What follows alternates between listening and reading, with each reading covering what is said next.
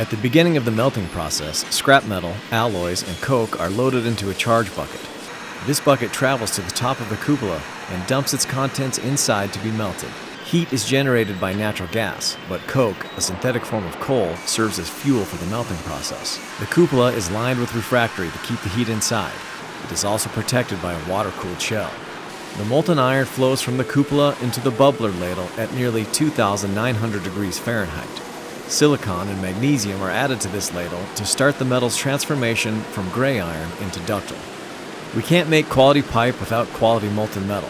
These operators monitor the temperature and chemistry of the iron being produced, and make any necessary temperature adjustments or change in mixture of raw materials to keep the rest of our processes running smoothly.